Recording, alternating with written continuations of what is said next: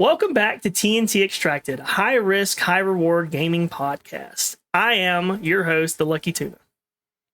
And I'm Tactical Donuts. So, little recap on our last episode, our very first episode of TnT Extracted. Again, thank everybody who has watched or who go back and watch it. We greatly appreciate your support on our newfound journey in the podcast here. Some of the things we kind of went over last time was a little bit of introduction of Arena Breakout, current state of the game. Tac, you asked me a really interesting question about my streamer play style. Did. Yeah, stories of the week, and then some future updates. It was more of an introduction podcast. This one we're going to get more into like the nitty gritty meat and potatoes of the game. And as you could tell, we did a little Halloween theme, because, it's coming out on Fridays and, Halloween's coming up. So we might as well kick it off with some style. I don't know about you, dude. This is just what I wear on a normal everyday basis. I wore this to work today. I would, but mine doesn't fit, People might have some questions how I got in this thing. And you can't let people dictate your lifestyle. Kind of leading into the Halloween aesthetic we got going on here. Talking about our new update that we had since the last time we did the podcast, and that is the pumpkin update and some seasonal skins and stuff that we got. So far, I have not had a great experience getting out with the pumpkins. Have you? It's kind of hit or miss. It's like 50-50. I don't think I have ever brought out a pumpkin successfully. Every time I remember to bring one in, I just lose it immediately.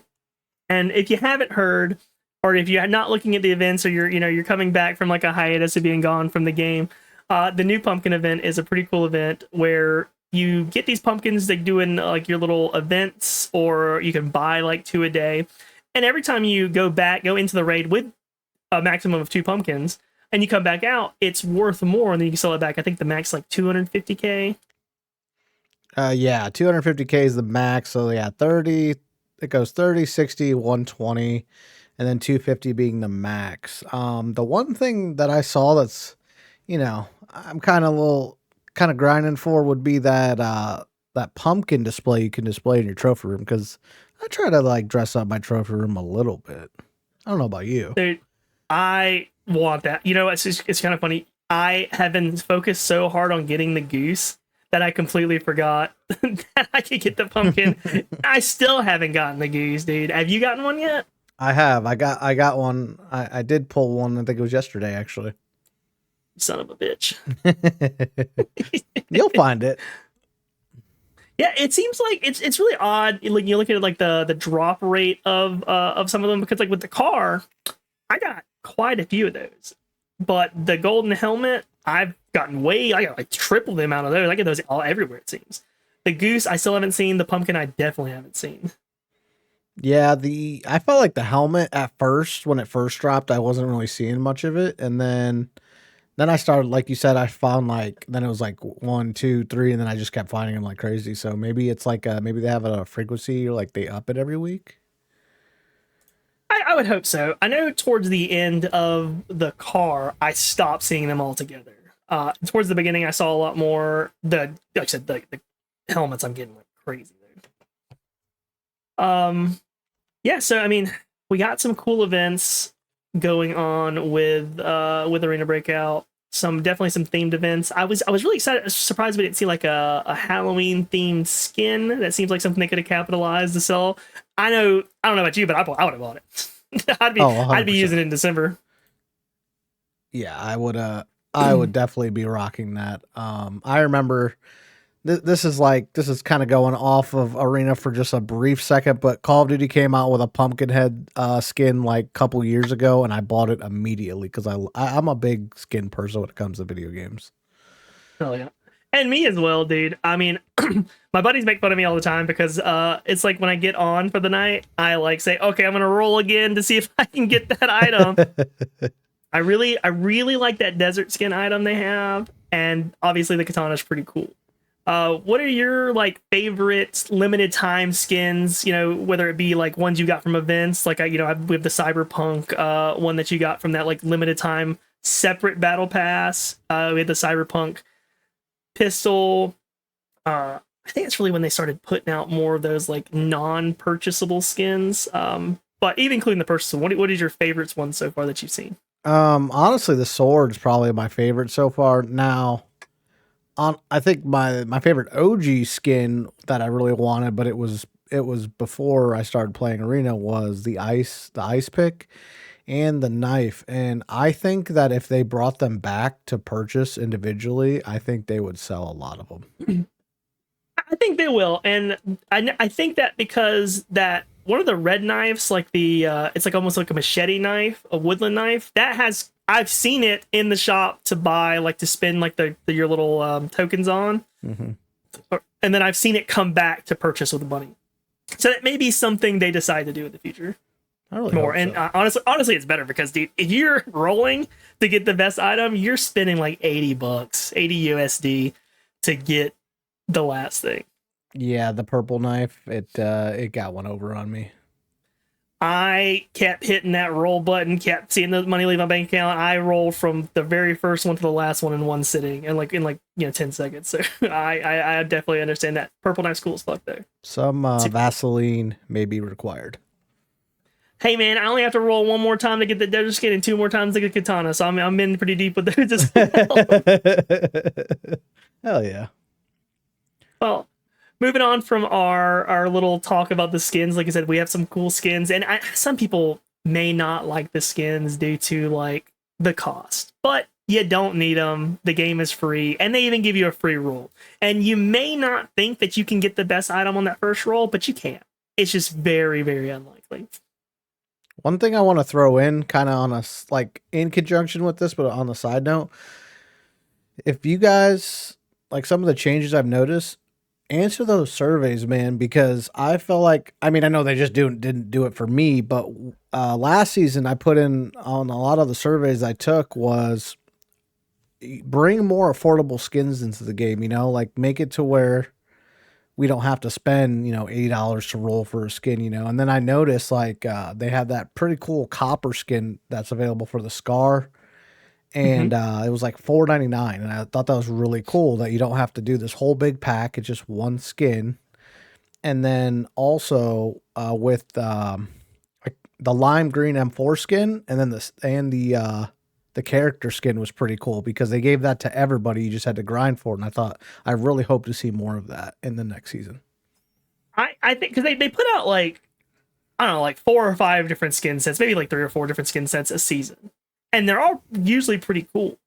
But that free skin was it to me it was so cool, and then I love that like 2010s monster esque color pattern on that M4, and I use it all the time. I even use all the M4 pieces like when I make the M16 just so it's like green. 'Cause I Oh yeah, love that. they did such a good job with it.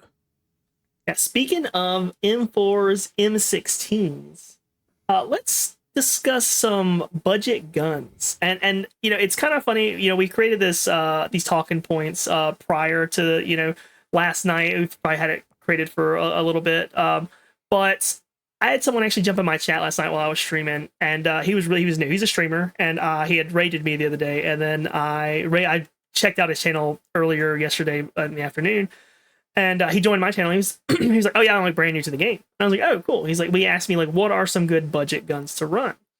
What are some of the really cool, fairly affordable guns?" And for me, budget doesn't necessarily mean like cheap gun because some of my budget guns aren't necessarily cheap, but they're definitely have a good amount of like output, even though they're not like 400k. Usually they're around like 150 to 200k personally for me. Yeah, no, I got you. I would say so. I used to go to the Scar, right? But I'm thinking overall, the Scar, the damage range really affects the Scar. I've noticed, so I kind of stray away from that now. So honestly, the AKM and the AKN are really good for building budget options for them because you could even do like a wood furniture one and put some BP in it, and I think it'd be good because it is a slower rate of fire, and I get that. But using that good ammo with a slow rate of fire, you could hit more of your shots, and it's a pretty cheap gun. I think you could probably build one for like 70, 80K. And then if you want to go like semi-budget forbidden, I would take a USAS with the 8-shot buck. Regular old leg meta there, aren't you? I have been torn up by that USAS in Forbidden TV station, I tell you.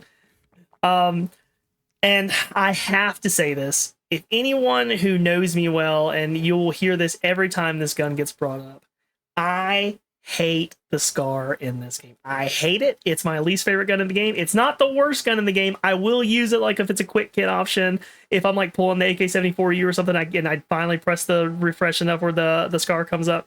I dislike the SCAR. It's slow. It does hit, but if you're in a firefight with someone that comes around the corner on you, that rate of fire will get you messed up.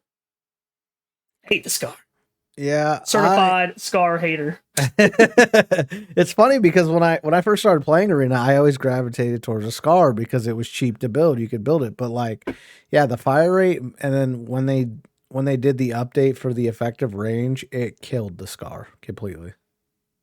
Another thing I've noticed too is like I will see a lot of people in raid with like super juiced up like 450 500k scars. Like I've noticed have you that noticed too. And I actually did that the other day. Someone's like, "Hey, let's just what we'll do is if we've been running the same stuff, he'll be like, all right, pick a gun and run. We'll both run it." And I took in like a max build SCAR, and again, I shot myself in the foot because went to go snipe somebody with it, hit him in the head, and it just made the hit marker sound like it didn't kill him because of the effective range. And I'm like, "Yep, I instantly regret my decision." yeah, I noticed that a lot with these guns, like in season 1 and season 2, that even at range, if I squelch their head, they die. And then I was running last night. I was running an AEK. And they were probably 100 meters away. I hit the dude 7 times total, probably 3 times in the head. He's wearing T4 armor, and I did not kill him. And I was like, that's crazy. But speaking of the AEK, it is not a budget gun. You can do a relatively cheap build AEK, but to get that AEK in that sweet spot, you're gonna want to put some money into it. But my alternative that I actually just put on my wall the day before yesterday, because I finally used it enough to put it on my little display shelf, is the Ace. The Ace 31, using that 7.62x39 BP T4 ammo. I have had such good luck with the gun, and my gun build's like 170k, and I've taken it to Lockdown, I've taken it to Forbidden. Don't recommend it for Forbidden as much as Lockdown, but it fucks in Lockdown, and I like it a lot. Yeah, I love the Ace. It is very good. The Ace a little bit better RPM than the AK, so definitely solid gun, and it doesn't take much to make it good at all. Yeah, and then you brought up the AKN, AK-74, and I think that's what you're referring to, is that was actually my budget gun for all of Season 2. And specifically Season 2, because in Season 1, I built out a 500k MPX every time I ran, and that's how I got the moniker as the professional broke ABI player, because I have still never financially recovered from doing that. But that AK-74 is what I ended up using when I had no money, and it got me through a lot. AK-74 and T4 ammo got me through all of Season 1, halfway through Season 2, until, they made the display shelf. And I don't know about everybody else, but when I get a gun on the display shelf, I stop using it. Yeah. An honorable mention, I will say, if you want to step into the 5.56, would probably be if you don't want to build an M4, because I know a budget M4 can be kind of rough with the recoil, but an M16, you could just throw like even a red dot on there, and with burst, it will, because of the carbine barrel, the longer barrel, it helps with the recoil. It will drop somebody pretty quick. You'll chop them up. Love the M16 as well. It was a gun that I was very hesitant to like, and then I was running with a guy who used it a lot, and then I was like, well, you know what? Let me try it. They seem to like it a lot, and yeah, it's on my wall too. There's the M4. I'm actually starting to run out of guns. I'm starting to run out of guns that are viable to use because I keep them on my wall. Your wall's pretty much filled, you said? Almost completely fill, yeah. I'm trying to work on the snipers myself. I got the center place is completely slant full, the right one is completely full, and the left one that has my guns and my pistols is about halfway full. But like it's a small one, so it can fill up pretty quick. I'm using the AK now. I've almost got it on the wall, and then from there I guess I got to figure out what my next gun's gonna be. I'll probably come to you for some advice. I'm gonna see by next time we do the next episode. I'm gonna see if I can put a couple more on the wall myself. I think I just put your favorite gun in the game, the T950-01, on the wall. I prefer the T951 over the Scar, I'll say that. But if you're going to use that DVP ammo or DVC or whatever, that DV ammo, put it in the TO3, dude. One, it's got a really cool skin if you played last season. It's got a really cool anger skin. I love that skin. Two, it doesn't take up half your screen. The T951 is a great budget gun. And budget in the gun, but budget because the ammo's so cheap. It's only a little bit more expensive per round to go T5 ammo in the T951 versus T4 ammo. But the gun takes up half. You put a scope on that thing, you put some optics on that bad boy, half your screen real estate's gone. Yeah, the height over bore is pretty challenging, and yeah, I agree with you. I think it was a couple days ago I was comparing M995 to the DVC12 or it was like what 4,000, 4,500 a round for the T5 ammo, and then for M995 it was like 7,000 a round. Yeah, and so if you're bringing like just a mag, like a 30 round mag full of that T5 ammo, just switch out between like fighting players and fighting scavs or what have you. It's definitely viable. I've done that quite a few times, especially when I'm running Forbidden Zone. A quick story about the T951, because I know we had that discussion, was it last night or the night before? And I was like, you know what? I'm going to use it. I'm going to see if I can show Tuna that I can, get some good kills with it. Well, I wiped a 3-man today with it and then got ratted. So I was out 4.5 mil raid. Dang. But hey, you didn't see that. Something fell from my sky and it hit me. I caught it. We have a little storage shelf up there, and it was one of my wife's like nail lights, like UV nail lights. It just fell off the storage randomly. It's been up there for like a year and a half. I don't know what's going on. I can't wait to see that. Oh yeah. Well, we got another new segment. So the budget gun segment is probably going to be a recurring segment because as the prices drastically change in the game and the metas shift, the budget guns will change. And I think it's a pretty cool segment to put in there, so we can like say, hey, this season this is a really good budget gun build. You should check it out. And we may even drop some links at the bottom of the YouTube post of some builds for the 951 or builds for the Ace 31. And then also we have our Discord too that you can join if you look it up. So we'll start dropping them there as well for y'all to look at if y'all want to. Another new segment to the stream that we wanted to bring in is a ABI map breakdown. So it's going to be a recurring segment, and we're going to start with the very first map. It's the map that everyone plays and everyone kind of gets tired of for a little bit. Then you go do some other maps, and you're like, hey, maybe that map wasn't so bad. Farm. Ah, yes, farm. Everyone's starting map. Well, for the most part.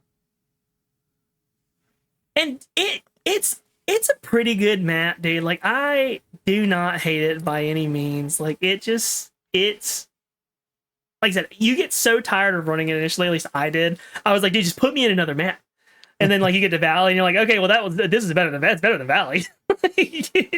And then you're like, get me out of normal so I can get a lockdown, run some better maps. Then you get tore up at Armory, tore up at TV Station, ratted in Northridge. You're like, okay, I'll go back to farm. Yeah, no, you're right. You're right. Farm's like a solid, stable map to run, except sometimes it can be challenging. At least last season it was challenging because thermals were more prominent. Everyone would run thermals in Farm Forbidden, and it was rough. So we got this map pulled up, and we're gonna try to show you guys some different strats or angles that you can kind of do. This is the first time we're using it, so you know, hopefully it goes well. It'll be great. And if initially, so I always make the statement to anyone whoever talks to us. Tact is a good player at the game. I'm a personality hire, but I do think that gives the kind of perspective of a person who is like good at strategic FPS games because he does a lot more Forbidden than I do. He does a lot more team play, a lot more like strategic. Hey, we need to do this. Like this is the procedure. This is what you need to do when you push on this map. This is what you need to do if you're like pushing an armory door, etc. Where my gameplay is like more of the average Joe play style. I'm not very good. I generally don't do the strategy stuff. I'm just getting in there, doing my best. So I'm gonna push it over to Tact for most of this part. Kind of drop in some comments here and there. Maybe even towards the end, give my little bit of a like, this is what I do versus his, which would probably be the better thing to do. Take it away, buddy. All right, so let me make sure that I have the right color here before I start going draw crazy. And if you guys see a bunch of stuff, I'll try to explain as best as possible. So we're gonna start with the grain trade center right here. So this right here where I'm circling, that's always going to be a guaranteed spawn if you spawn there. Now, some of these other spawns, like if you see at Southwest Farmhouse and Cemetery, may not be there. But usually if you spawn, so if I spawn here, for example, my goal is I'm going to push into Grain Trade Center and try to get into grain as quickly as possible to hold. You want to get upstairs so that way you can hold top control. And then there's this spawn over here. Hold on, I'm going to undo that. So this spawn over here, either they're going to push all the way, so they're going to take this route all the way to stables, or what they can do, there's a rock right here, that little line that I just drew. They're going to be looking, usually snipers do it. I see a lot of snipers guys sit up there, they'll lay down. That way they're not super visible. So now if they sit there, now you have to worry about them. So that's why it's very important to get this top control to kind of contest. And for those of you who are listening on the podcast, don't mean to interrupt here. The initial spawn he was talking about is the northwest spawn, northwest of Grain Trade in the Woods, and the rock he's referring to is going to be the northeast part of a farm. And if you've been there and you've played enough, you'll know that's kind of where the snipers sit. And continue, buddy. No, you're good. Thank you for. I'm directionally challenged, so I appreciate Tuna for adding some clarity for that. Okay, so what? Okay, so yeah, some snipers sit there, and then there is a. Hold on, let me clean up some of this. So right about right here, I'm gonna draw like a little line. There is a scav spawn. So the scav usually will alert on that rock or possibly anyone running. So I usually leave the sniper alive. I usually actually leave a lot of scavs alive because they're kind of like think of them like your in-game security system. They're like that way. If someone gets alerted, the scav is going to start shooting that person, and then it's going to kind of give you some information. Like I'll look at the scav, look at the direction he's going, and then I'm going to focus on that. And then I'll still keep him alive as long as possible, unless he becomes like a liability to me and gives up my positioning.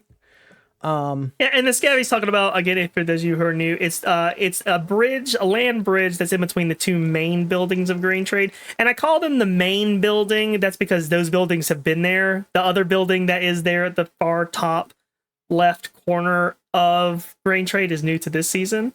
But yeah, it's the land bridge in between. That sniper scav is always there. And then, so yeah, say we going back to it. Say we spawn back here in guaranteed spawn. So we're gonna push here, and then you have a possible team pushing this way, and then cemetery.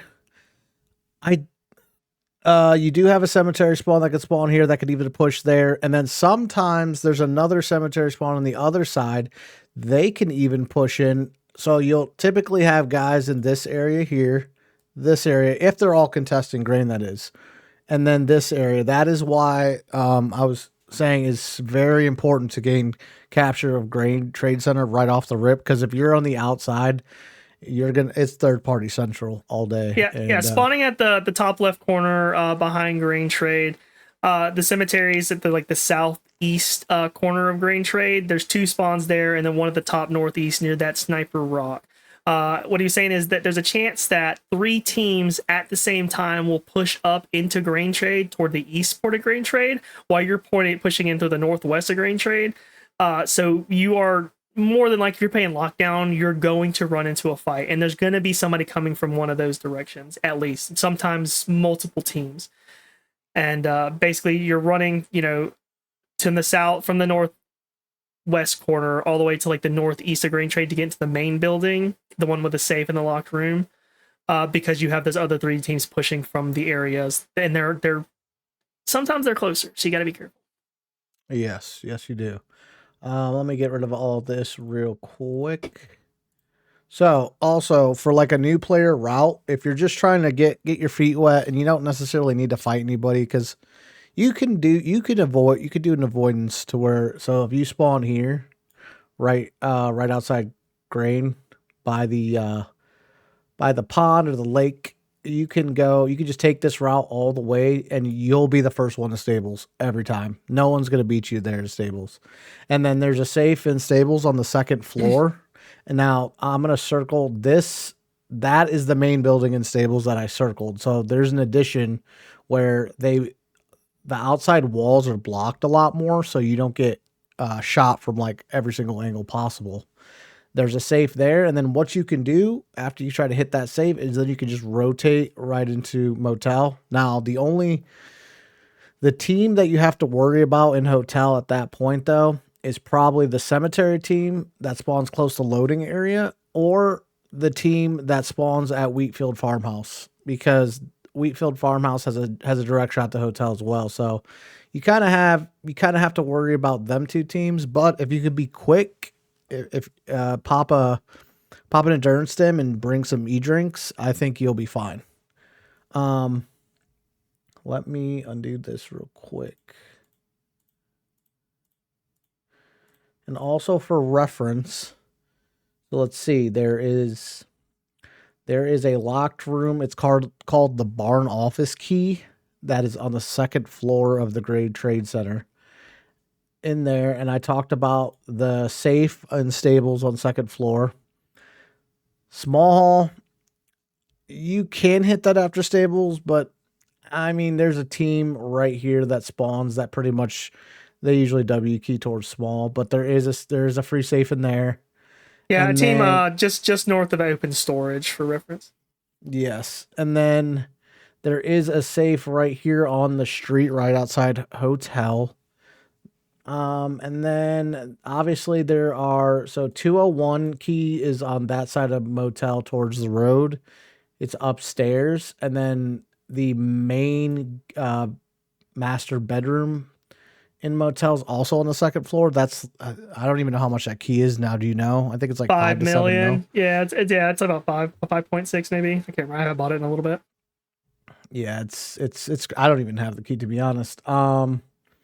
And then going towards, I'm just calling out the safes real quick. So you got a free safe in loading as well. And then you also have a safe in Villa on the second floor. So you have, I think I cover 1, 2, 3, 4, 5, 6, 7, 8, 9 safes on the map. I don't think I'm missing any. I think No. you got them all there. And so like if you are new and you're unfamiliar with the map safes, all the free safes are on your map. They have that's added in season 2, I believe, that they added to where you can see all the free safes. And that used to not be like that. Unfortunately, not all the lock safes are. Like you'll see the little notification, little notepad above motel, and it'll tell you there are safes there. Unfortunately, you just have to figure them out or look them up where the locked rooms are. He did say there was like there's a locked room in Grain Trade Center. It's the only safe there. There's 2 locked rooms in motel. There's the only safe there. There's a locked room in Villa, safe there. And then there is another locked room that does not have a safe in there, and that is at the building to the top right of the stables area, and that's Stables Warehouse. There is still some pretty good loot there on a lockdown level. On a normal, I probably wouldn't hit it because, like I said, there is no safe, so you don't have a chance of getting anything crazy. But on lockdown, I've pulled enough, and it's pretty cheap, and you get them all the time. If you run armory, I pull like one every other armory run. I pull those keys so often. Yes, and one key I did kind of, but there's no safe, so I usually don't buy it. But the stables warehouse key is right there in the corner, so I kind of like. Let me hold on. Let me just. Yeah, right here. There's a stables warehouse key. I think it's like 200 to 300K key. There's a couple like boxes and stuff, and like there's a suitcase in there, but I don't ever go in there because I've never found anything great in there. There's no safe, and honestly, one of the good reasons to have that key though is like a strategy. So if you want to, let me delete all the red circles real quick here. So yeah, if you wanted to open up Stables Warehouse Key and then you kind of wanted to hold Stables, you could definitely have some people set up in Stables and then you could set up in the house. Now, some people, if they don't even have the key, they're not even going to think about going in there. Some people may have the key and just rush you anyway. But if you have the right setup, if you kind of have someone in Stables here and then you have you in there, and then maybe you have someone in the shack right here. You can kind of like hold a position on any entrance that they're going to come in. And then if you want to hold it for a while, you can. Some people do that. Just an alternative strat for that. Let me go ahead and delete that. And then you have people like the people I play with, and we have no sense of strategy. We're all going to the same places, all doing our own things, and that we make it work. We make it work. Not as often as tag. There's a reason. There's a huge difference in our liquid cash in the game. I think I just got back up to 5 mil last night. And what are you at now? I think I'm at 412 mil. Yeah, he's rich, dude. He don't even know how to talk to these people. He's talking down to me. He just like he doesn't even mean can't even help it. No, not at all. To add to that, to be fair, I play some Forbidden here and there, but I don't play a lot. Now, if I ran probably HK metas tier 6 armor every single day on Forbidden, I probably would have a lot less. One other thing I wanted, before we kind of break away from this, this side of the map and go to the other side, I want to bring up one very important area here, and that is this area right here. I'm going to circle the whole length of it. So that is called Spine. It is very popular traveled area. A lot of people will sit Spine, and they will. There's a bridge right here. I'm gonna just put a dot right there. That bridge goes right across the stables, and some people will hold angles, hold maybe a right hand peek, and then they'll look to wait to see if someone crossed the bridge, and then they'll ambush them there. And for those of you Spine, and as those of you who aren't doing the visuals again, the northwest area above motel and directly south of stables, that area that there's it's a little bit above, it's risen above, it's a level above, so you can see down into motel. That's the area he's referring to as Spine. Yes, and then also towards the road, the bridge. There is a little spot you can kind of look down. You could look over and play Overwatch in hotel. And sometimes there's a jump down. You can jump down with a sandbag area. I'll crouch there and try to get info. And I've sniped a couple people in motel from that area. I personally don't sit in Spine because it's very obvious and people can see you from a lot of different angles. So I usually just kind of use it as an information, look a couple angles and then kind of pick a direction and go there. Okay, so that's pretty much Spine. Okay, so let's go over to the other side of the map really quick here. So just trying to see where the layout is. Okay, so you have Southeast Village right here. This spawn is kind of, sometimes it's back here somewhere. I'll just draw a little dot. Usually what I will do, I don't like rushing into South Village. I actually like to push towards Warehouse. There is a spawn up here. And then there is a spawn over here. Now, both these spawns are not guaranteed. This spawn, though, I believe is a guaranteed spawn. So what I'll do is I will push. The one they say guaranteed is the bottom right of the map, right by to the southeast of Southeast Village. Yes. I'll push, yeah, so I'll push into warehouse runes, and then I'll hold the I will like take this outside path all the way around, and then I'll push up to main warehouse area. That way, if you push across the southeast, the guys in main warehouse sometimes go into this area right here in the middle in the forest, and you can't really, it's kind of hard to see, but they will put shots on you if you're trying to go to Villa. But if you go up and around, sometimes they do camp up here. Don't get me wrong, but there's a way less of a there's a better of a chance of you kind of getting around them and then avoiding that choke point. Yeah, I've definitely been taken out moving from Southeast Village, moving west into Villa, crossing that road. I've been popped by people I didn't see that were hiding in the woods in there between loading area, main warehouse, and warehouse ruins. So it is definitely common, especially Forbidden. Like if you get to the point where you're playing Forbidden or you are an avid Forbidden player, they're people are better. Like they're going to be doing the things more like what Tact's saying, and you'll get them in lockdown too. Less so probably in lockdown because there's still you get a more bigger variance of players in lockdown. And normal, they probably won't be there. That is right. Let me back out of this. Okay, and then another thing that you have to be careful about if you spawn, so sometimes you can spawn back here behind main warehouse, but sometimes you can spawn like right where that point is in main warehouse itself. There's a team that can spawn right outside. I'm gonna put a dot right there. I will say, just to make a disclaimer, some of the spawns where they have these players are not exact. Players can spawn where my dot is, so they kind of like spawn in the area, in the general area. And that dot is in between open storage and loading area, kind of the very north of that main road that's going up into the north. Yes, they can push. So these guys right here that spawn, they can either go small haul, or what they're gonna do is they're gonna push back to the loading outside of loading area where the helicopter is.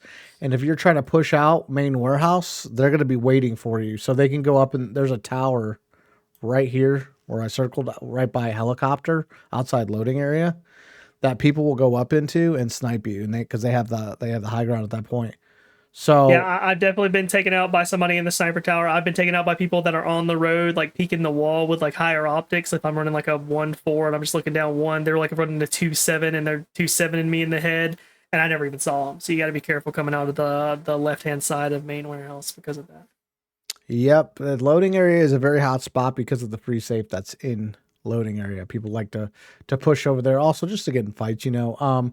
Also you can jump on the helicopter and get on the very tippy top and lay on the one of the propellers, and that's another spot that a cheeky spot that you can get into. Rats. Yeah. One position really quick that I wanted to point out here that people will sit. Let me try to find kind of exactly where it is. It's going to be hard to tell on the map, but I'm going to do my best to circle it. So it's kind of like right here where the dot is. There is a van jump up on the outside of loading area wall in between loading area and main warehouse. People love to do that jump because there's a tree kind of covering it. If you're inside loading, it's hard to see, but people will sit on the outskirt or the outside of the wall on that van and snipe into loading, or they can kind of see over this area right here, the sandbags area right here that I just marked, which is in between villa and loading area. So there's definitely a couple spots that you could sit that people will snipe you, and you won't have no idea where you're getting hit from. Yeah, farm is one of those weird maps because if you're playing on normals and lockdown, you can bring like a SRDS, like a red dot scope, and you can generally do okay. But you go to Forbidden, and if you're not careful, if you're not picking your spots or crossing at the right places or being just extra careful of like areas where you could be sniped, you're getting SVDS with red ammo across the map. So it's very odd because it is a fairly small map compared to some maps. Not small, it's like Armory, but it feels small because you can get to things pretty quick. But there are still enough open areas to where you have to be careful if someone's sniping you from like halfway across the map, 200 meters away. Yes, and I'm glad you brought that up because I'm going to touch on this briefly. some of the biggest choke points that you will experience on farm is going to be this area right here in between small hall and open storage, and then this area right here. The Like, entirety of that open ass field with grandma's house in the middle. yeah, it's pretty bad because especially if you're in a wheat field area, this is all open and people will literally hit you from any side. And I've been third partied a lot in these areas, and people with snipers especially. Well, I think it was lockdown. People will sit in the grandma's house right here, and they will use thermals and snipe you when you're running up from like villa or from a wheat field farmhouse. Very, very nice, man. See, a lot of technical like know-how courses through Tax Brain. I'm gonna go through and give my rundowns to be a lot shorter, a lot simpler for a more smooth-brained individual like myself. All right. If I spawn at Grain Trade Center, I don't care where I'm spawning, whether it's cemetery, loading area, what have you. I am going immediately to that safe. And that's not because it's a tactical thing to do. That's because I'm greedy and I want what's in that safe. And I will fight anybody in that room for that safe. I'm getting that safe at the top of Grain Trade, or I'm dying. It's 50-50. We don't know. From Grain Trade, I'm going up north, going up that road that leads straight to stables. I'm hitting that safe if it's there. I'm fighting a team that's there. I'm grabbing the locked door. If it's locked down or higher, I'll grab the locked door because I do tend to find enough gold to pay for the key. You find one good gold, you pay for the key, and you can hit the key like 15 times. So maybe more, maybe less. I don't know math. If you're doing lockdown, I think it's like 15 times. So I generally always make a good amount of money off the key. Then I go to small hall. I know he said go to motel. My brain is like, okay, what's the minimal amount of impact or minimal amount of like risk I could take to grab another safe? Go into small hall. All right, grab small hall. If the safe's not already hit, grab that. Then I head immediately down to loading area, hit that free safe there. Then from loading area, I go to villa, hit the door. I double back around to motel after everyone's gone. We're late in the map, a lot lower risk, and because I play lockdown a lot, there is a like 50-50 chance that those doors won't even hit. Now, if you play Forbidden, the doors are going to get hit. Forbidden, everybody's got keys, everybody's going to hit. But in Lockdown, you still have a variance of players where they may not hit the keys. Then I'll hit the free safe on the road if it's still there, which usually not. I'll hit the locked room in motel, and then I'll usually take the motel extract out.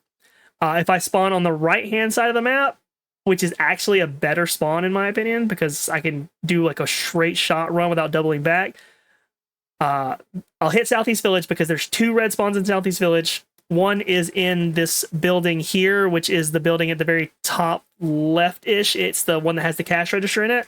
And then there is a little stables at the top right of Southeast Village. Those are 2 places where reds can spawn. I have pulled probably 5 reds doing lockdowns at the one on the left, the one that has the cashier or the cash register in it. I'll go straight from there, straight to Villa. Hit the safe at Villa, and it really depends because sometimes like you spawn above loading area. I'll hit loading area first, then Villa, then Southeast Village, or Southeast Village, Villa, then loading area.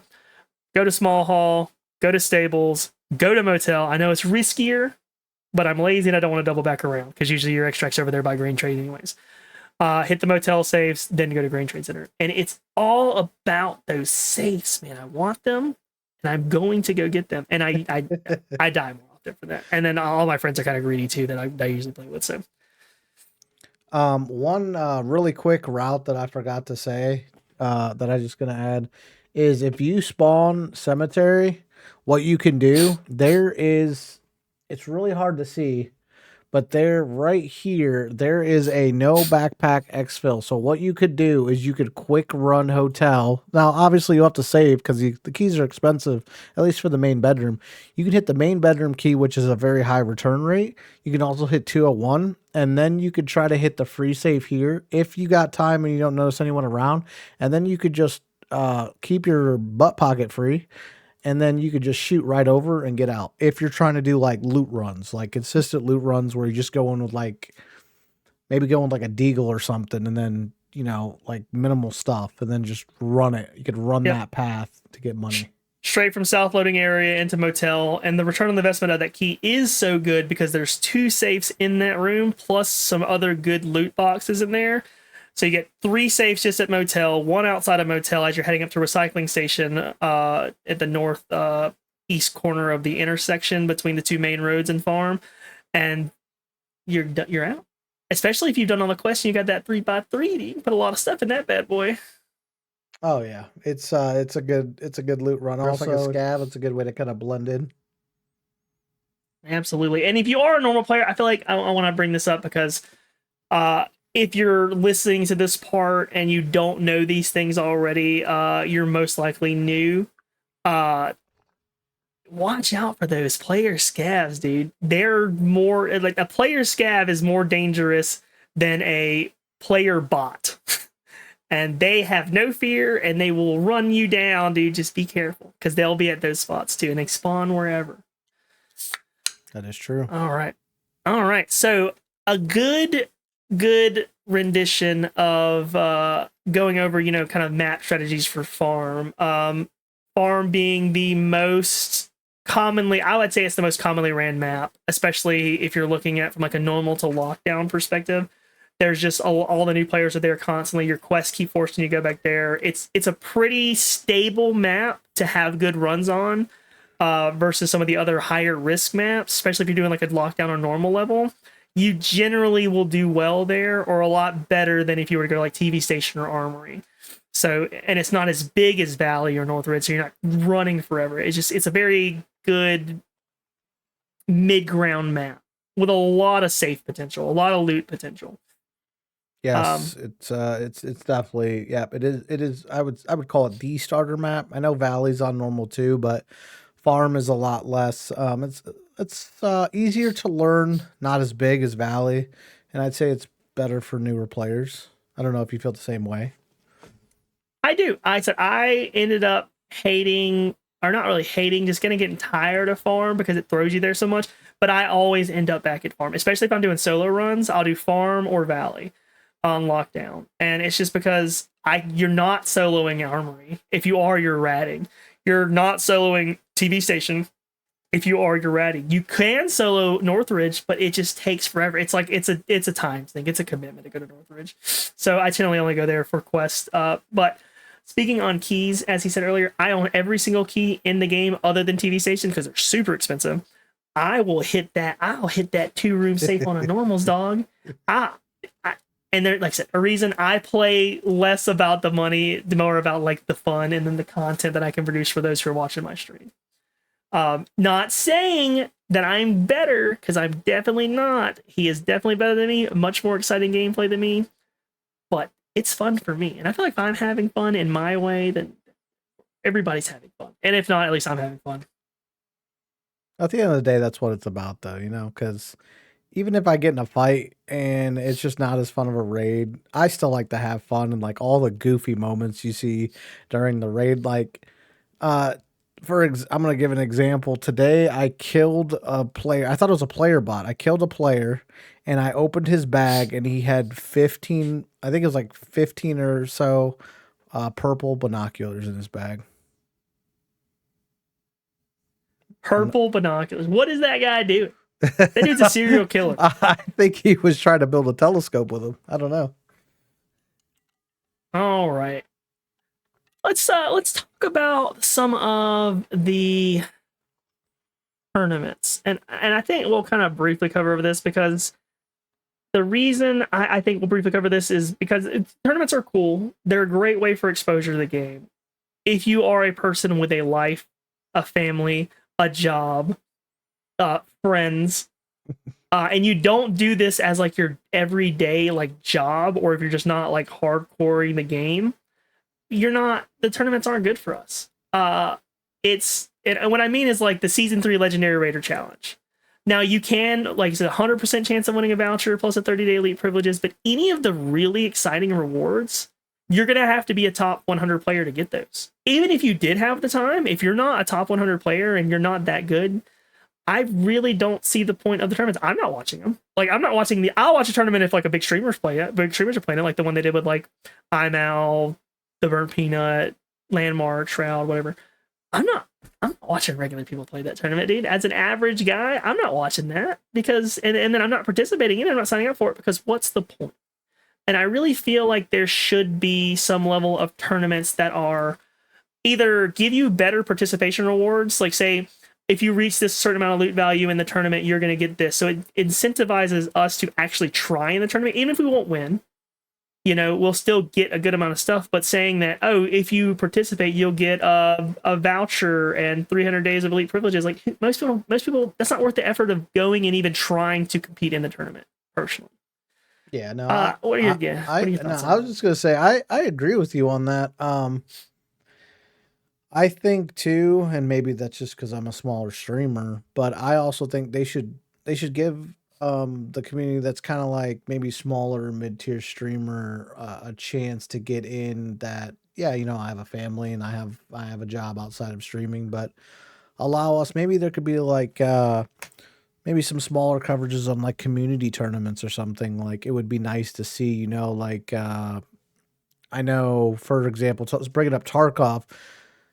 Now, I know Pastelli did a lot of the main streamers and stuff, but he also gave some chances to other streamers, but he had his own tournament and it would be and one thing I want to go into, it'd be kind of cool if we could host tournaments amongst friends too. Would be like a kind of like a private match. But and I don't know how you feel about that, but I think like if we like if I was like, hey, there's a tournament, post it in your Discord and see how many people kind of go in, and it doesn't have to be anything crazy, but that's another thing, a little tidbit I wanted to add. Like, what do you think about that?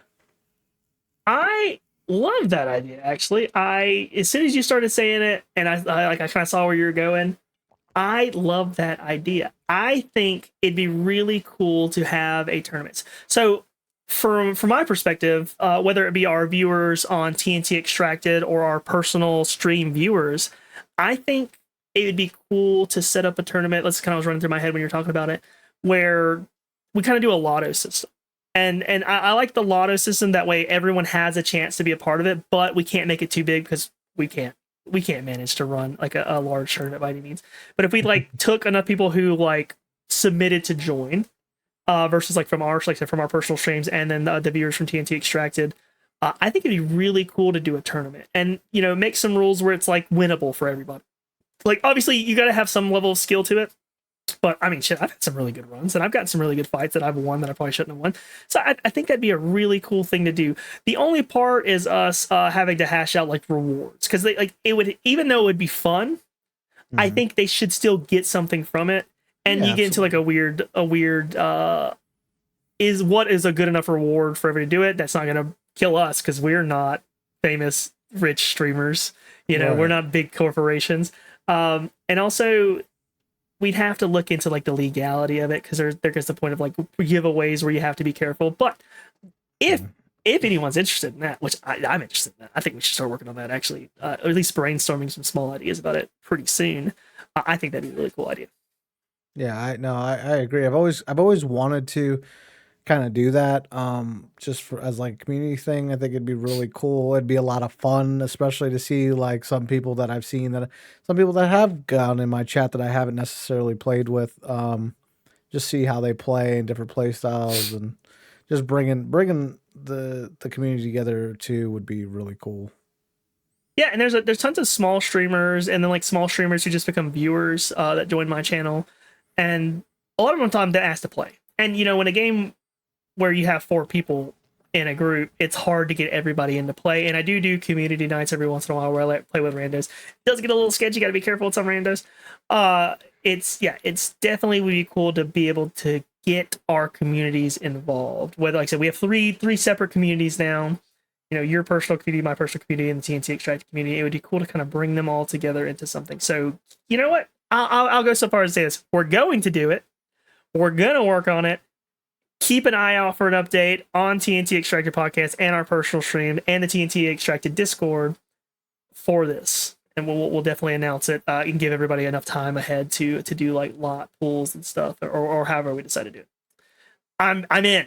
I'm in.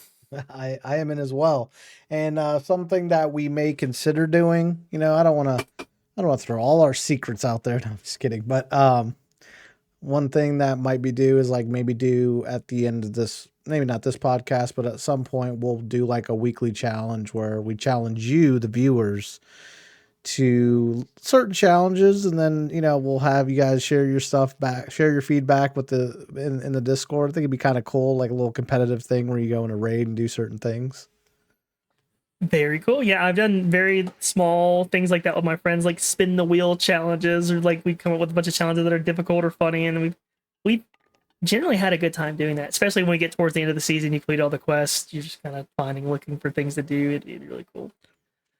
Uh, while we're talking about streamers, I want to give a shout out to who I think is the most influential purely ABI streamer.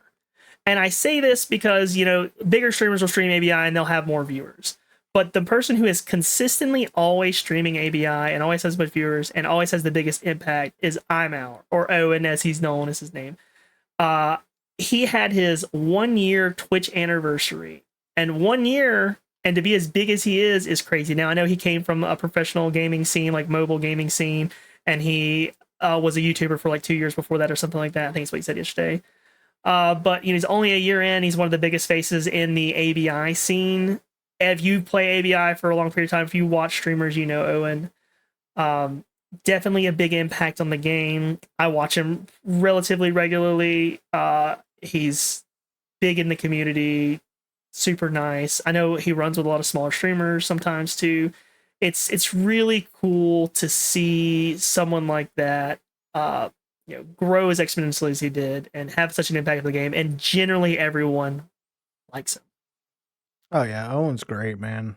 I like Owen. I love his I love the videos that he makes, and like he just released, actually I looked at one of his settings videos about updating DLSS, and helped me a lot, and I actually play on his settings right now, and I've been playing I on them. also play on his settings. I Yeah. also play on his settings. And it's great. Like I was surprised because normally I've toyed around with a bunch of settings, and going up to 1600 DPI was definitely different for me. Yeah, 1600 DPI, you kind of reduce it back down in the game settings. But yeah, I do this. Yeah, pretty much one for one. His latest setting video is what I'm rocking right now. Yeah. Enough about Owen, dude. He gets enough exposure on his own. No, and if you end up watching this or anybody watch this, dude, definitely appreciate what he's done for the community. And one thing I mention often to my viewers and to tag is I love seeing new players in the game. I love asking them when they join the chat, why are you here? Like what can I even asked this guy last night, I was like, what can I do to get you to keep playing this game? Like, I know you're in it right now, but a lot of times I'll notice that people will like join the channel, they'll watch me, and they'll just kind of fall off the game. Or a lot of streamers, like small streamers that I was coming up with. And I say coming up like I've been doing this for a long time. I've been, I think I'm coming up like 9 months now of streaming, maybe a little longer. But I started out and I actually did collab and do a lot with other small streamers who are at the same level of me, and they've all like kind of fallen off, or a lot of them have fallen off. And it's actually the reason me and Tact are doing this together, because he's the only one who hasn't fallen off yet. He's very serious about it. And when I say fall off, I don't mean just necessarily falling off streaming, but kind of falling off ABI, like going back to Tarkov, to some going to Apex Legends. Us to stay in this community. I want this community to grow. I want us to have really constant, even if they don't go watch me, go watch Tac, go watch IML. Stay in the community, stay in the game, keep our game fresh, so we keep getting new content. Oh yeah, I'm here for the long haul, man. I put a lot of hours in this game, and I have way more to do with. I know I say this now. I honestly don't think I'll ever stop playing Arena. I love the game, love the community, met a lot of cool people. I mean, I've met Tuna. Never thought. I mean, when Tuna, like we talked about last time, Tuna and I met through someone in the game. I looked at his stream. I don't even think I was. I don't know if I was streaming yet. I don't know if I was or not. But and then like look where we are now. It's crazy how just one game can bring a lot of people together. Yep. We don't know each other in real life, but here we are making a podcast together, and we both stream fairly regularly. So if you do want to check out a smaller streamer, not for being good at the game, don't watch me for that. You can watch Tax. Tax is also a very good conversationalist, very good guy, very good to jump in the chat, ask questions too. Just all around great guy. Now, if you want someone who maybe you'll find funny because apparently I have weird facial mannerisms, I got you. I got you all day right there, buddy. I got you all day. Uh, Um, no, Tuna's now we've hilarious. set up Don't let him fool you. He's natural, pure comedy gold. negative. But since we are going into the negative now, and I was just talking a lot of really good things about ABI, now it's time to shit on something I hate about ABI. The economy, dude. What the fuck is going on with the economy? Why is it so fucked? When I first started playing the game in Season 1, a full set of T4 armor, which you couldn't take into fucking normals, by the way, was like 150k. Maybe a little more than that. I don't remember what the loot value was, but it was relatively cheap. Including the good gun, you could not take that shit to normals. Now, everything's super fucking expensive. It's like, you run a full kit, even with T4 ammo, T4 helmet, T4 chest, T4 ammo, a decent gun, all your meds. By the end of it, you're running 1 mil a fucking run for like lockdown. And you can do that now in normals. And you can even get to the point where you can bring fucking T5 into normals. And I've done it. So I know you can do it. Yeah, the economy in the game is dog trash. It's everything's so fucking expensive. it's literally what I like. Oh, what did I see yesterday? Oh, yeah, because so when I don't know, for newer players, it's called min maxing. Basically, when you're looting, you just take a bunch of, you can fold rigs, put them in there, or you can put rigs in your bag and Tetris system, where you create more room within a bag so you can haul more stuff out. But travel bags, like backpacks, even if I don't have any loot, I'll fold rigs and bags and take them, because a travel bag right now is like 70 to 80k. It's crazy. Fucking ridiculous. Why? Like, and here's the thing: they made the limitations to lockdown, boosted normal, and then but they made everything ridiculously. They took off like some things off the market, but then they made everything more expensive, and it's like I don't understand that aspect of why that direction they went. I agree, and I think part of the problem is a lot of these bigger players, tech, have so much money in the game, they're willing to spend that much money on the items because it's not a big deal to them, that poor people like me who maintain that 5 mil to 20 mil area, and 20 mil I haven't seen in like a month, that 5 mil, I was at under 1 mil 2 days ago, limit, it makes it a little more difficult for us to stay in the middle. Like, if you have 20 mil, which in Season 1 for me was really good, you are not running forbiddens. You may run like 2, and then you're financially devastated for the rest of the season if you can't go in there and just like, pull good loot. It's the economy needs a rework somehow. I know it's a little more difficult because they don't do wipes like Tarkov, but I don't know. They need something, I think, as like a dump for money, like something you can buy in game that's like beneficial to have, but you dump your money into it. I know they were trying to fix the T6 economy meta where people were just buying a bunch of T6, but now you can craft it. And I'll be honest with you, I've crafted more T6 than I ever bought. So I don't think that helped as much. I had like 1,000 rounds of M61s at one point because I just kept crafting them every day. So Yeah, that's just how I feel about the economy. I think really quick on the ammo craft, they need to do something different, because yes, it helps, but I'm still seeing plenty of T7 or T6 or mostly T6 ammo being used. I'm getting one tapped here and there. Like, maybe do something a little bit different. They're going in the right direction. They're answering their community, giving the community what they're asking for. But I think they just need to tweak it a little bit more. Just a bit. I'm not a game dev, but I really think anything that you can sink money into, and even if those gaudy ass, and I shouldn't complain about this, even if it's those great, fantastic skin tokens, the skin things, just make them really expensive. You're like, you have a chance of pulling a fucking C to D tier skin. But sometimes I want to pull those skins because I don't have a skin for that gun, or like sometimes I like those C to D tier skins. Make those like, I don't know, make this a couple mil, like make this like a mil a piece. I mean, like that may be like an overkill on it, but people would buy them if they had the money just to buy the skins. I would. I mean, like 500, 250k a piece, maybe. Like that's not crazy. And then I think that's a good way, because once they're getting more people getting skins. They're not giving away anything great. The skins are mid. But I mean, that is a solution, or something like that. Something that we would want to buy, make it a little pricey, so we can dump money out of the economy of the game to try to make things cheaper. That's just my opinion. Yeah, no, I mean, I pretty much, yeah, I agree with you on that. Moving on to the console versions. What do we think about that? I feel like I could talk all day about this. Yeah, Um, I've had many conversations with my buddies about this as well. yeah, okay, first thing I will say, I love the fact that it's branching out into consoles, but I don't know.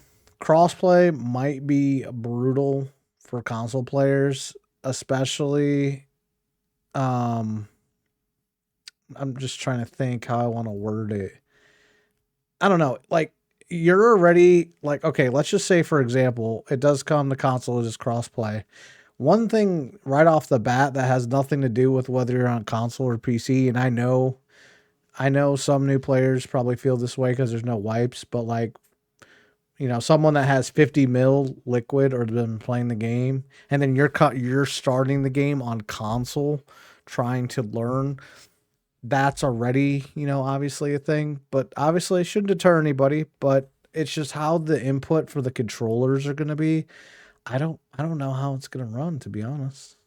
I know from like Valorant. So Valorant went to console, and that's a game that when I was playing it back in the day, I never thought would be in console because it just feels like a game that wouldn't be good at console. They separated the lobbies. Now I'm not saying Arena Breakout has to do that because I think Delta Force you can get on console and it's mixed lobbies and they make it work. They have an extraction shooter. It's not as good in my opinion. Very arcadey. You may like that style though. I don't like it. But it would bring in a ton of new players into the community. Now that is good and bad because I know like Marvel Rivals came out, and I'm not saying console players are worse than PC players by any means, but when you get a free game on console, as my buddy once said, he said console players love free games. You'll get a lot of people, and if they start implementing the in-game VoIP, like we're fingers crossed they're going to hope to do, you might get some rough around the edges players. Now you get those in PC already, but when you're adding console, you're adding a bunch of new players for that.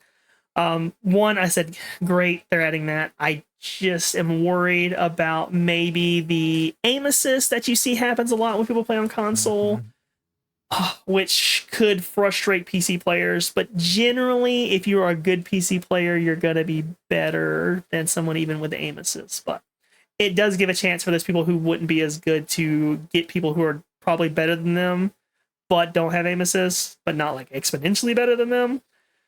So we'll see. But ABI is confirmed for console according to Google, but we have no official release date. And I think it's interesting that Tarkov also that is about to do their Steam release in November very soon. ABI, I'm assuming, pushed to get theirs out before them.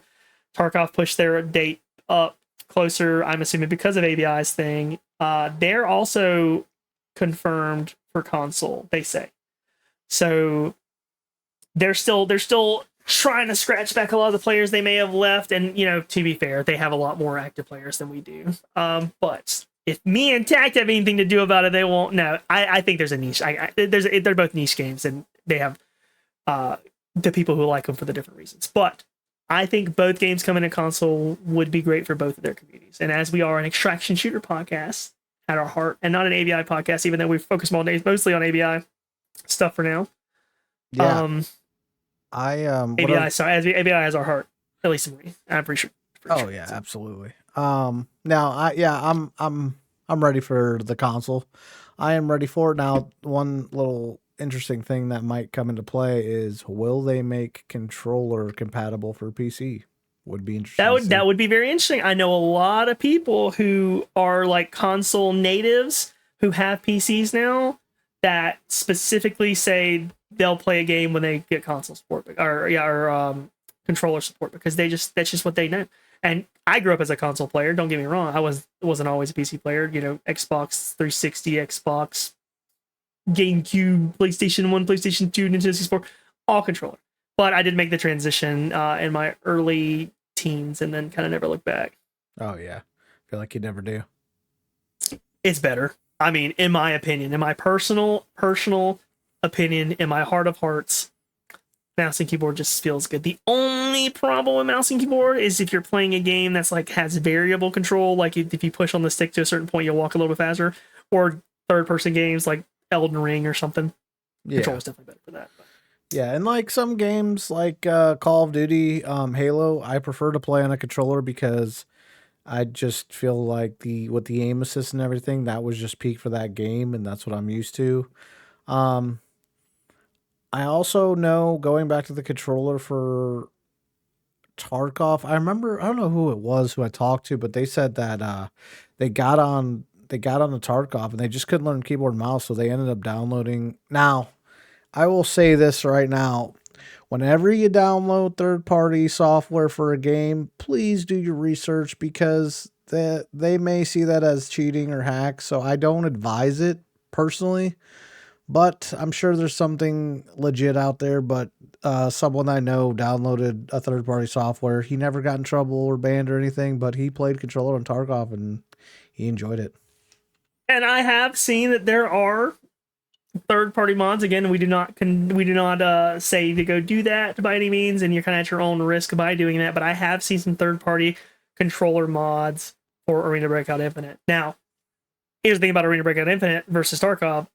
They are a lot more strict when it comes to cheating, and if they see it as cheating, you will get fucking banned. Like, you have to be careful in Arena Breakout Infinite. First off, don't cheat, but you have to be careful when it comes to doing things like any kind of controller mod that exists out there, because Arena Breakout is a lot more strict than Tarkov. Tarkov, obviously they're riddled with cheaters.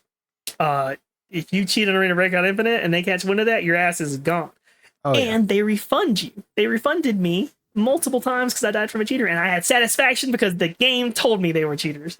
And they gave me their names, and I put their fucking names on blast on TikTok because they were also a streamer this last time. Fuck you, Peacemaker TTV. Shit. Yeah, that's what I was about to say. I was like, what's his name? Like Peacekeeper? Because I just watched that video either today or yesterday, and I remember. Yeah, someone commented on. They were like, oldest trick in the book using the streamer name. I was like, well, I don't know if he scalped that dude's name, but that dude is a legit streamer, and he streamed Delta Force for the most part. And I did look him up after. I think I saw it live on stream, and I went to go look him up. Son of a bitch, dude. Don't cheat. If you cheat, fuck you. Get out of my game. Right. I'm already bad enough, dude. Don't make me feel. Then I feel worse because I died from a cheater. You probably could have beat me without cheats, dog. You didn't even need them. Right. Don't take the fun out of it. Cheating's just so boring, man. It's like, that's how I feel about running thermals. They're just boring. I will say this. The economy change and the crafting change, I see very little thermals. I would see thermals on lockdown prior. I have yet to see a thermal on lockdown since they made the change. I have yet to see one on Forbidden. I haven't played as much Forbidden this season as I did last season. But I know lockdown, I haven't seen them, which is a great change because I used to see them pretty regularly on lockdown. And it was super annoying because I couldn't afford them. And even if I could, I wouldn't use them. Yeah, I agree. I may have seen a thermal scope, but other than that, no. It's been nice, actually, because last season it was rough. Yeah. Well, everybody, I think that is our time for today. We kind of went over a few things here, just a little recap. We did a little intro and catch up from our last episode. Did a little blurb on our pumpkin update and different season updates we have, and some new skins we got. A little budget gun segment. Tack did a really good in-depth, strategic ABI map breakdown of Farm, which next episode we'll probably do Valley. I think we should probably go in the level of unlocking, especially if you're new, so you can kind of get the feel for the maps. It's a little bit more of a casual map, especially Valley, since there is no forbidden zone for Valley. Talked about a little bit of how we felt about the tournaments. Did a little shout out for IML. Congratulations on your 1 year, man. Yes, congratulations. You're killing it. And then we talked about the economy, which is dog shit. Not a fan of it. And then consoles, which could be terrible or great. Yep, it's a 50-50. It's anyone's game. Also, just some things if you're watching this on YouTube or even if you're listening on Spotify, go over to YouTube, share it down in the comment section.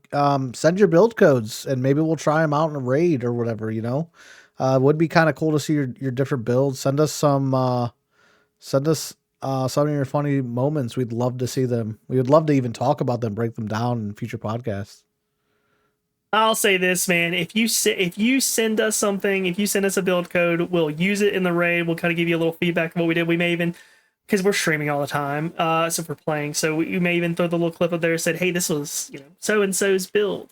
If you send us a funny moment, whether it be your own YouTube video or like a clip or something, we'll play it on the stream. And as long as you're not crazy or doing anything crazy to get us in trouble, we put them up there. We'll discuss it, man. We want as much interaction with the community as possible. We're here for y'all and for us, but like we want to help any way we can, give you guys the information that we think is valuable for the game and the community, and build a great community with ABI in general. Because I said in the last video, the community's great, especially the streamers. I've not had a poor interaction with any small or big streamer so far, and it's just a great community overall. You have your bad eggs. They're so much less than like other communities I've been in. The Valorant community, terrible. Terrible community. Yeah, I think that is pretty much all we have today. Again, follow us everywhere at TnT Extracted. We're on YouTube and Spotify right now. We have a Discord as well that we're still working on. You should see some links posted on our page for that if you go to our YouTube channel. If you're interested in watching any of either of us personally, we both, like I said, we both all have our own social medias. I'm the Lucky Toonie TV on Twitch, YouTube, TikTok, Instagram, Facebook. And I'll let you do your own plug there, buddy. I don't have any plugs. No, I'm just kidding. So you can follow me on Twitch at Tack Donuts. I also put Tack Donuts on TikTok, and then I made a Tack Donuts. Actually, just made an Instagram, so go follow me over there. Also, like the video if you enjoy the costumes, because I feel like a can of biscuits about to burst at the seams. Dude, y'all don't understand how small this room is and how fucking hot this outfit is. I have been wanting to take it off since we started. I'm actually going to stream right after this, and I'm going to continue to wear it. I said I wasn't. I'm going to do it. I had a little, what does Peanut call them? Silly juices. I'm feeling it. I'm feeling okay. So we're going to, yeah. Appreciate the commitment to the bit, dude. It's fucking hot. Holy. And until next time, everybody, keep on staying in the game. And if there's anything we can do to keep you playing the game, man, let us know. If there's anything you want to see in these videos, like any specific topic you want us to cover, definitely let us know, dude. We do not mind. We actually would definitely encourage any kind of feedback from you guys, what you want to see, what you like, what you didn't like. I'll take negative feedback as long as it's productive. And just how we can be better as a podcast and as creators for you all. And unless you got anything else to tag, you got anything else to say? No, I mean, I think you said it best. We appreciate all your feedback. We really do, and the support while we try to do this. We love doing this. I know this is our second episode, but I've had so much fun where we could just be ourselves and talk about something that we're passionate about. So I really do appreciate you guys tuning in. Oh, and I said in one of my videos, if you ever wanted to watch two 30-year-old men talk about games in a podcast format, I was told that a car that's over 20 years old is considered a classic. So we're classic men talking about video games in a podcast format.